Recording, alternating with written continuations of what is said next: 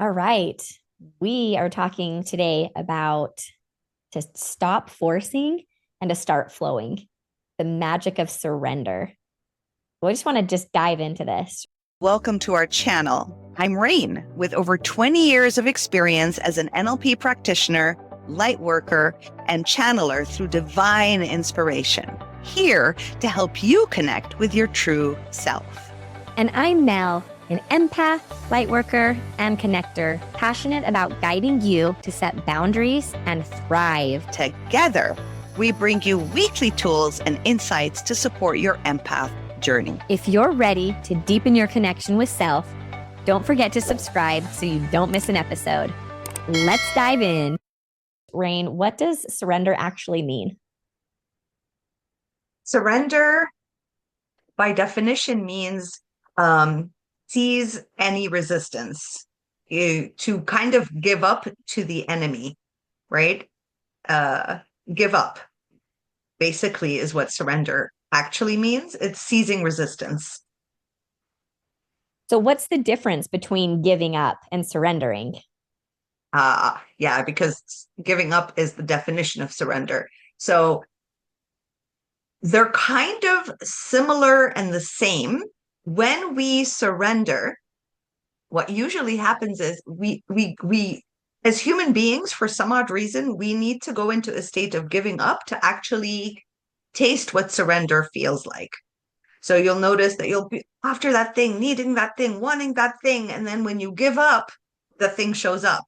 But by then, when it shows up, it doesn't excite you as much as when you needed it so much. It's like, oh, okay, thank you, right? So there's more of a peaceful state of being.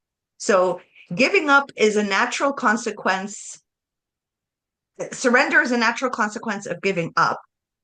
When when our nervous system is always heightened and we're always in like, we got to go and we got to do and we got to get, and we're very attached to outcomes so that we can feel better, the way for us to surrender is the emotion of giving up. Because when your nervous system isn't so heightened all the time and it's more relaxed, surrender is easier to do. It doesn't have to look in a form of giving up. It doesn't have to be one or the other. I really, really, really want it, or you know what? I don't care. I don't want it anymore. Right? That's the giving up energy. So they really go hand in hand depending on every individual's nervous system and how they can do that. Why do we struggle so much with surrendering control? Huh. Control is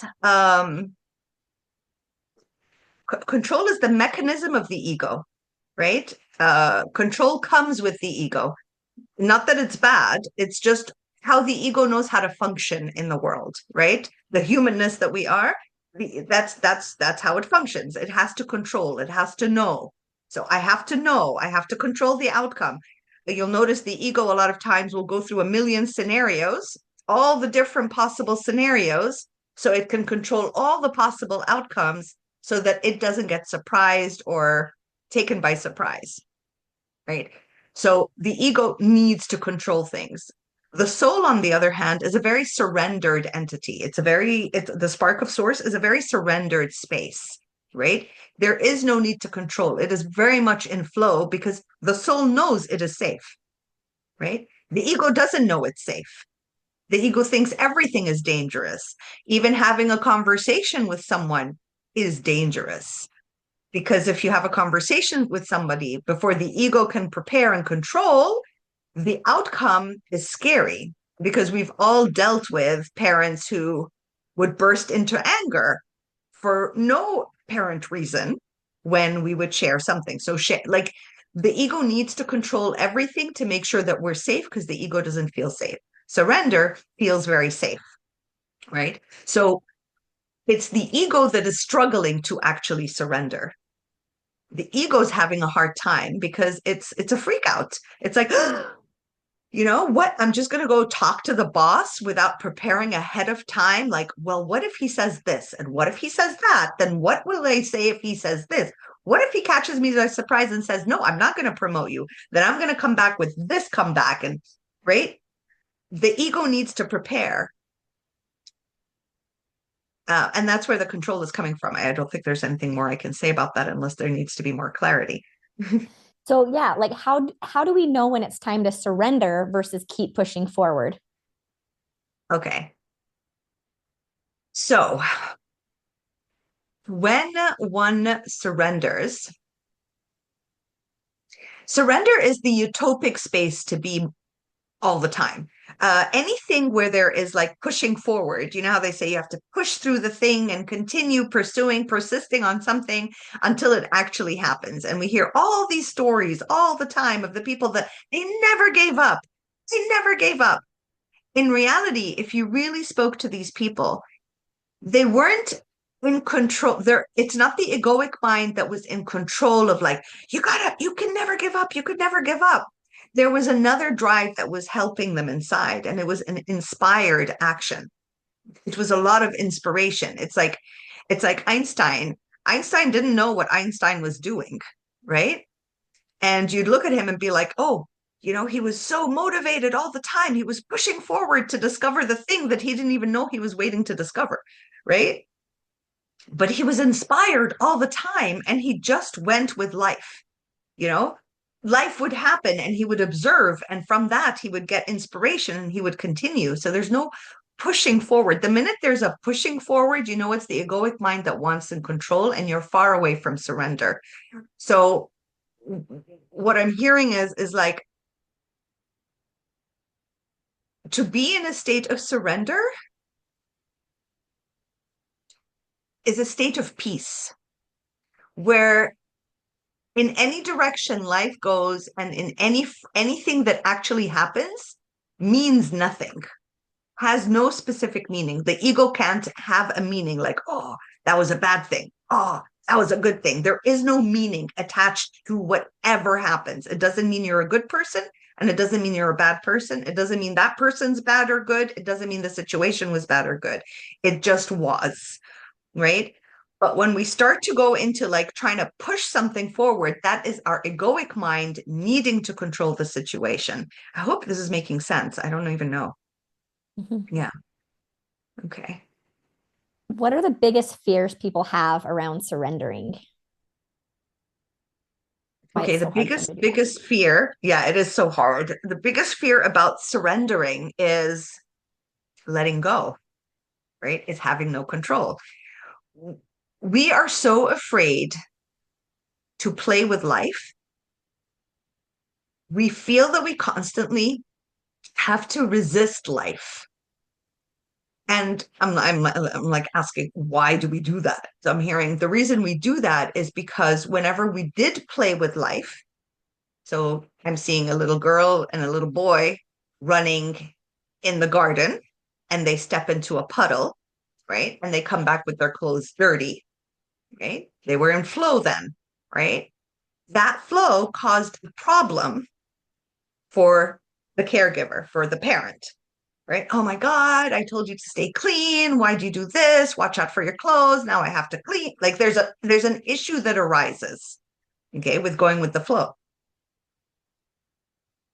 So when we are not in a surrender, so of course, naturally now there's a belief that going with the flow causes somebody to be upset, hurts my feelings. So I can't do that anymore. So I need to control who I am, how I act, what I do, so I don't receive the consequence of going with the flow. So it's a taught behavior from a very young age, right? So let's say even you're studying, you don't want to study. Who the hell wants to ever study? Like this isn't a thing unless you're really interested in the topic, but it isn't an activity we are like, I can't wait to go home and do more homework after being at school all these hours, right? So you go home and you're forced into studying this thing. You can't just go with the flow. You have an exam and you're like, oh, I'll just do, oh, whatever, I'll do it. I'll know. Like I like to study last minute. I'm a last minute person. Some parents get really upset with this. You got it before. So that is them going with their intuitive flow. And this is the parent coming saying, you haven't studied yet. You're going to fail. Fear, fear, fear. Who you are, what you do, the state of flow and surrender you're in. Okay. is going to cause a problem. So I'm just trying to make you see from all the different directions in which going with the flow and surrendering has been deemed bad and wrong and makes you feel hurt. So that's why it's so scary. That's why we fear it so much, because it's been tabooed on our planet from a very young age that surrendering, which is going with the flow, is a hurtful, bad thing to do. You will be a failure. You'll Mhm. dirty your clothes. You're not going to eat your food. Yeah, it makes sense that, when you, like you were saying that example, like kids wanting to just go with the flow, having fun in the element, they're just trusting their intuition and playing and finding joy and nature and whatever. And then, yeah, coming in, getting in trouble, it makes sense that then all of a sudden we get programmed like going into our head where it's like, oh, before I do this thing I want to do, rather than just go into the flow and do it because our intuition, our heart, our whatever energy wants us to do that, then we're like, oh, but if I do that, am I going to get in trouble? And then we go into analytic, into our mind and our ego. And then it's like resist. And it's like, oh, I better not. I better stay in the box. And it's just like, you can see how icky and how easily that just starts. And we just go in the program and then the little robots start doing their thing. Oh, okay. How do trust and surrender work together? Oh, trust and surrender. Now, they're one and the same. I can only surrender if I trust someone or my environment. So let's say you are in a relationship. This is always the easiest example. You're in a relationship and you trust the person you're with. You're going to naturally surrender all the control and give it to them to take all the decisions. But you trust them, right? Let's say you're in a relationship and you don't trust this person. You cannot surrender all your control to that person or all your decision making to that person because you don't trust them. It goes hand in hand with surrendering. Surrendering means I trust the universal flow. I trust divinity. I trust there's something larger than me taking care of everything, and I don't need to live within worry and control, right? It's easier to trust a human being. It's easier to be like, oh, I trust my partner. I trust this person, to talk ourselves into trusting someone that we can see because we can like observe, than trusting the universe that we cannot see and we cannot observe and we can't hold. So when we go into a state of trust, the most important aspect, it's not easy to surrender when there is no trust. So when you cannot trust divinity, you cannot surrender to divinity. You cannot surrender to life. If life for you looks dangerous, who in their right mind would surrender, right, to an abuser? Who in their right mind would surrender to a pedophilia? Who in their right mind would surrender to a murderer or a mass murderer? Right? You can't. So if you can't, if life for you feels dangerous, okay, and every time you want to do something, something bad happens, right? There's wars everywhere. You're like, well, I can't surrender to this life, the life I'm perceiving and interacting with and watching on the news or living actually. Then surrender cannot exist in your universe. No matter how hard you try, it'll be really hard. So, the most important aspect in surrendering is not learning to trust life, because when you look at life, it's not, so many people are untrustworthy, also, right? It's starting to grow and learn how to trust divinity. So, building a brand new relationship with divine, with creator. And it starts off in a very simple way. It starts off with looking at nature. And that's why nature is kind of there to help support us. Where you look at the tree and you think, how did that thing grow from nothing to what it is? Okay. How is it being taken care of all the time? How does it do what it's doing? There must be something larger than me that's taking care of that. So you go from the outside and then you slowly go inside. How does my heart beat all the time without me consciously controlling it and thinking beat, beat, beat? How is my blood flowing? Who's taking care of that?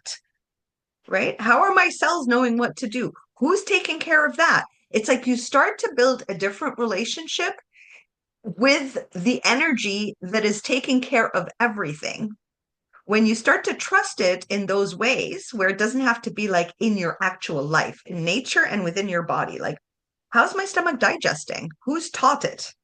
You know, I'm not leading it. I'm not telling it what to do. You know, how does it know food comes in, do this, break it down, turn it into poop? Like, it's a whole mechanism in there. I'm not doing it 24 hours a day. So there must be someone larger than me in charge of this that is loving me enough to take care of this vessel and to take care of the earthly objects that were not tampered with by humans.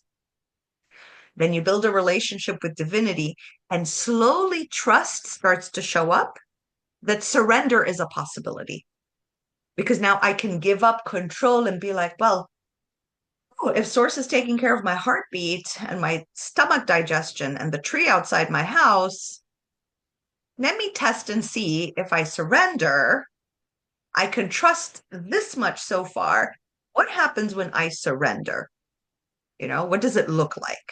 And it's an experiment with self. So I think the first thing is a relationship with divinity. Yeah. Okay. So, what happens in our bodies and our minds when we resist surrender? So surrender feels like this. Oh, like there's nothing. There's just you like even your neck isn't carrying your head. Like it's just you're just whatever, completely whatever. That's surrender. When you're not in a space of surrender, you're basically worried, stressed, needing to figure out a solution to a problem. And most of the time, we are the creators of the problem. And so the body feels hard. So when you're surrendering, if you just do this, just see how you feel softer, like it doesn't matter. Like if you sit like this or like this, there's a softness somehow. When you're in resistance, you're in resistance. You're a stretched elastic band. Everything feels hard and pulled. Your neck, a lot of times, it's very important to notice how your body functions with resistance. Some people with resistance get a migraine. Some people with resistance get a stiff neck. Some people with resistance, their elbow starts to hurt.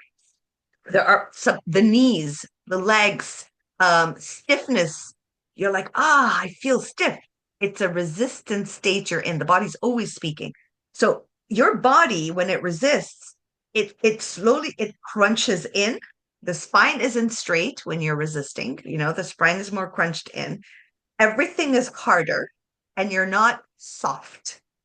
That's the difference. The mind, when you're in resistance, is very aggressive. Okay. There's like a lot of yelling, harshness, judgment. But now you got to figure it out now. You're like 10 years in the future and you're solving a problem that you've created for 10 years from now and how you're going to solve it. That is all resistance. Resistance to what? I am now in a space that I am resisting a future I created, okay, in my imagination, and I'm fighting against it, trying to solve it, okay? And I'm not even available here. Like I've gone into another reality, right? So that is resistance. I've created a problem. That's what happens in my mind. I'm searching, I'm bored. Oh, what'll happen? I'll live in snow the rest of my life? No, I can't. And you start to imagine like life living in snow the rest of your life, and you want sunshine, and what are you going to do? And I must find a thing. I have to get out of here. How am I going to get out of here? I can't get out of here. My job, my this, my that. You've created the whole scenario, and now you want to solve it, right? That is resistance. Surrender is, okay, snow, I'm surrendering to I hate it. I hate it. I'm surrendering to that emotion. I'm not resisting it. I hate it. I must do something about it. I hate it. I'm surrendered. Okay, I hate it. Oh, that's it. Full stop. Ends. It ends there. I don't have to solve it. I surrender to divinity, knowing how I feel about it. I've accepted how I feel. That's all there is to it. I've surrendered to this emotion. And then I say, take care of it for me. How? I don't know. What? I don't know. I don't know anything. Maybe I will stop hating it. Maybe I'll move somewhere else. Maybe every winter I'll be like I don't have no clue, right? That's kind of the difference between resistance and surrendering. You even surrender to the emotion that is showing up. Even the emotion has the dignified right to be surrendered to. Like, that's how much respect you can have for yourself. That's how much respect you can respect yourself. I even surrendered to the hate in my heart. Yes, I hate it. I surrender to this feeling. It's okay if this feeling exists. I allow you to exist. There's no shame in you. There is no shame in you. You're allowed to hate what you hate, and full stop. That is the true meaning of surrender. So it's not only surrendering to all that is, it's truly surrendering to how you feel every minute of the day and not resisting that feeling from existing. Because then when I resist a feeling and I cannot surrender to its existence, it naturally actually tells me that I don't exist. Once I don't allow an emotion to exist, there's a belief, which is a disempowered version of us that shows up, which is, I don't exist. I don't matter. Right? Why? Because right now I haven't allowed that version of me to exist in this specific timeline right this moment. Therefore, the entirety of me is feeling like I don't matter because a part of me has been denied to exist. So I cannot surrender to anything. Okay, if I cannot surrender to even my own emotions, how can I surrender my life to life? It's impossible because I'm terrified of my own emotion. I deem it wrong. I'm in resistance to it. Hope it makes sense. Yes. So, what are some practical steps someone can take when they feel resistance to surrendering? So, when there is a resistance to surrendering,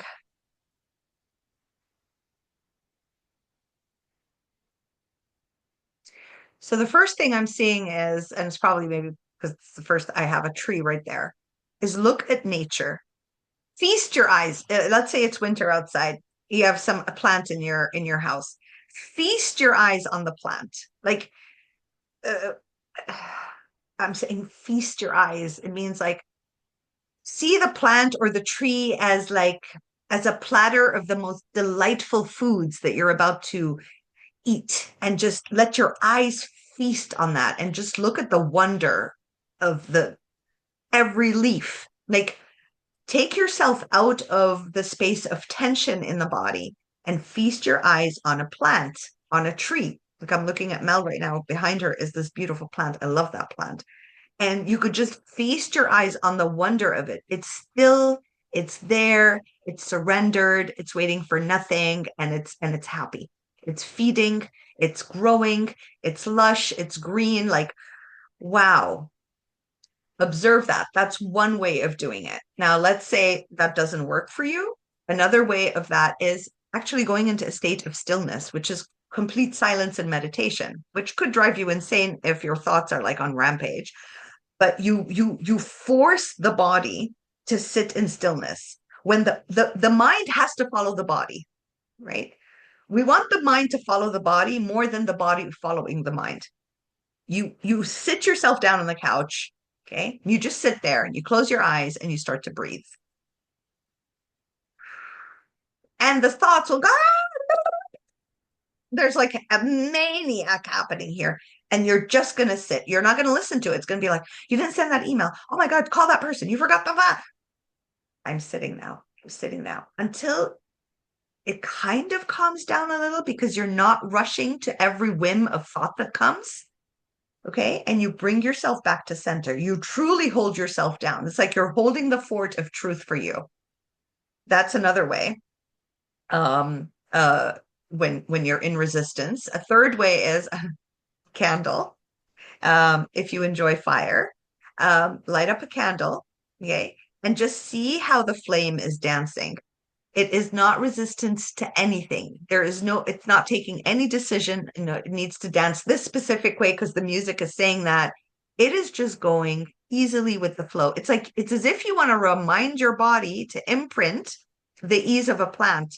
the simplicity of a flame, the truth behind your breath, right? These are simple, practical, fast, easy ways to get there. Hmm. So, how do you surrender when you don't know what's coming next? That's what surrender is all about. It's like, I don't know what's coming next. Surrender is basically unknown, right? There's an unknown. My egoic mind is unable to come up with a plan. Okay. And I don't know what's going to happen. And I'm sick and tired of being sick and tired of being worried and stressed and blah all day, that I'm just going to surrender, which means I'm going to let the unknown take care of me, right? And there, it isn't like the unknown take care of me like, has it happened? Has it happened? Why hasn't happened? Where's the answer? The answer hasn't come. When is it coming? It isn't like that. It isn't like you're still waiting. You know, you're like in resistance to the unknown. It's just like, I don't care. I care more about my nervous system relaxing the hell out. This state of peace is more important to me than the frazzled, out of whack, electrical driven human that I am. That drives me insane. Peaceful me is more important. This peaceful me can only show up when I give into and give up worry and stress. That's the only time I can actually be at peace with myself, when I don't care what the future holds. I don't care anymore. I've had it up to here, you know? That's when you actually go have fun. When you're like, I'm sick of it. I don't care. I don't care if he murders me with an axe. I don't care. I'm gonna go dance with a few friends. Like, and that's when you actually pop out of it. Some of us have to go to such an extreme to pop out every time.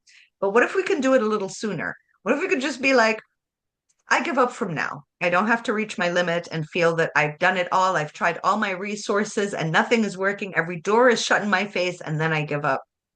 You know, just take a few steps into any direction, spend some time thinking and being like, God, can you take care of it for me, please? You know, just take care of it for me and surrender that problem to divinity. I like it. It'll be a fun game to play. Okay, this is my last question for you. What signs did the universe give us when we're being called to surrender? So that way we can see them and we don't just push and fight back. Like, so what are the signs to be aware of that it's telling us we need to surrender and now? Yes.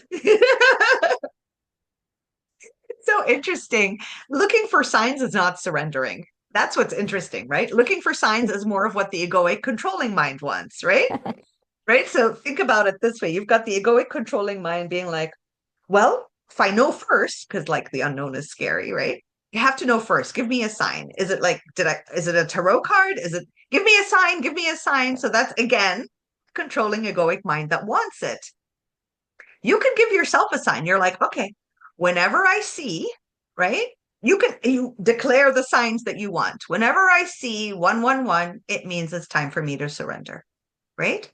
Like you start to imprint for you so that like you're not waiting for the sign so the ego can be like, I saw the sign. Okay, does it, because we always still doubt the sign, huh? When the sign comes, you're like, wait, I asked for a red thing.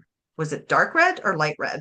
Right? No, we don't want to go there. We don't want the ego to keep questioning. You say, okay, anytime I see a blue bird, anytime I see 111, anytime I see a man wearing sneakers, you come up with anything, then it's a sign for me to surrender. Because the only way to live life is to surrender 24 hours a day. It isn't, I'm going to surrender, or surrendering isn't, will I surrender now or push through or do the thing or take an action? Surrender is constant. So you're not waiting for a sign to tell you now it's time to surrender. You've put enough effort in. That's not what you're waiting for. That's the opposite of surrender. Surrender is, I want to be in this state every day, all the time, right? what signs can I give myself? I'm going to see I can give myself 5 different things: a yellow bus, a man wearing sneakers, 111, and I don't know, a yellow butterfly and coffee. When I see those 5, I'm going to remember to surrender. Why? Because I want to get it into a practice where my nervous system is relaxed. My peace is here, not because I want to gain anything on the outside where I'm like, if I surrender, source will manifest. No, there isn't an if then. It's just, I want to surrender, learn the art of surrendering because I want to be happy. I want to feel at peace. I want to feel joy. That's the end result of it all. It's not about manifestation, right? So give yourself 5 things, 3 things, 1 thing every time you see it. It's a practice. So it isn't an if then. So looking for signs to surrender is the egoic mind talking, which is what conscious awareness is. It's to be consciously aware. Oh, there I go again. I'm like in this rabbit run. I want to finish, put all the effort. I'm exhausted. God, give me a sign to stop, please. A sign to stop. I can't do it. A sign. It's like, just stop. Yeah. Right?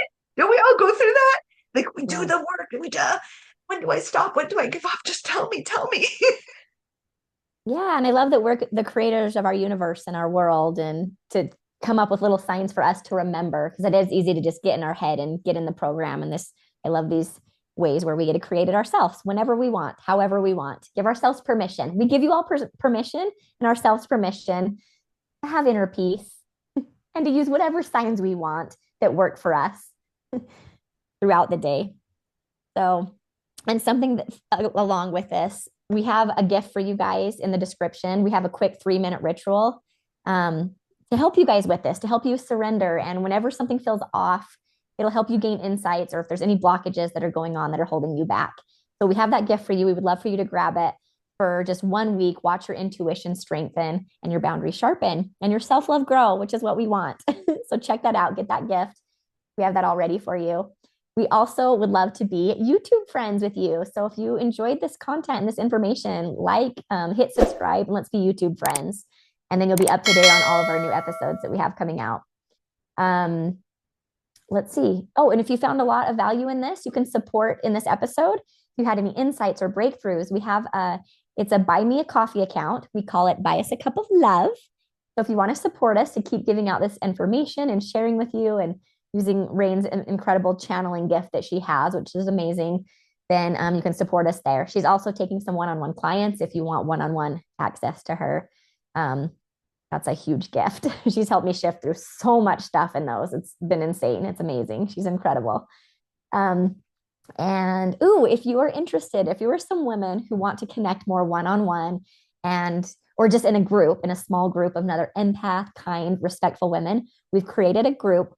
Me and Rain are working on a platform right now. It's in the works. We're really hoping to launch soon in the next month or two, but we are putting our whole heart and souls into this to build this platform for women to come together and to be able to connect and come together. But in the meantime, we have a private Facebook group. So if you want to be a part of that and start being a part of sharing any piece of you, your ups, your downs, we're there for it to support and give you love through kindness. So let us know. Send us an email that you're interested in being part of that group. We are selective.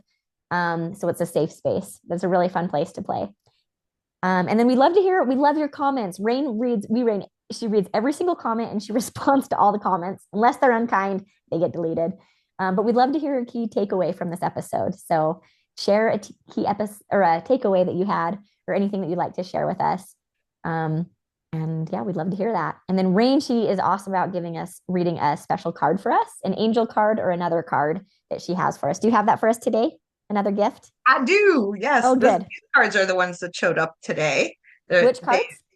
They're called Because I Love Myself. Ooh. And so this one got pulled out. Just don't have my glasses here. Okay. Clearing time. Oh, clearing time. That's the card that came out. Today, as I bathe, I wash away my troubles. Everything but self-love dissolves and is removed from my energy field. Goodness, why don't I have my glasses? I hope this, okay. So today as I bathe, so this is what we're going to do. If you're watching this video, when you take a shower today and you bathe yourself, you're going to say, I wish away my troubles. Everything but self-love dissolves and is removed from my energetic field. What a perfect card. Here, I'll put it here just so you can see how gorgeous that is, right? So let us know how that feels for you. Mm. Thank you for being here. We'll see you on the next episode.